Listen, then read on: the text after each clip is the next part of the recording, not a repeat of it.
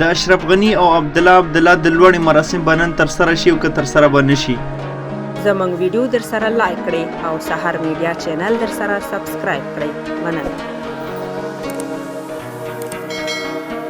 ډېر هیوادوالو ته دغه اندېښنه ده چې نن به د اشرف غنی او عبدالله د لوړې مراسم ترسره شي او که د پخوا په شان به یو ځل بیا وځنډېږي. نو په نننۍ ویډیو کې تاسو ته ډېر مهم او زبردست معلومات د دې په اړه باندې درکوو. اخره پورې سره پاتې شئ. د اشرف غنی د لوړې مراسم وځنډېدل، خو دا د تیر په شان ځنډېدل نه دي. مطلب د ورځو ځنډېدل نه دي، دا د څو ساعتونو ځنډېدل دي چې ښایي د دې ځنډېدلو لامل یو دا هم وي چې محسن داوړ او علي وزیر لا تر اوسه پورې نه دي رارسېدلي او د تورخم د لارې افغانستان ته را روان دي چې یو ځل به ننګرهار والي سره هم ګوري.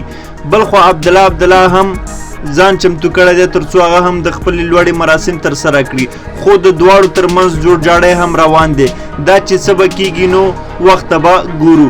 دا اوس زموږ د نن ورځې راپور چې تاسو سره مو شریک کړ. د نورو راپورونو دپاره زموږ دغه چینل در سره هرومرو سبسکرایب کړئ. مننه ډېره زیاته. الله مو مل شه.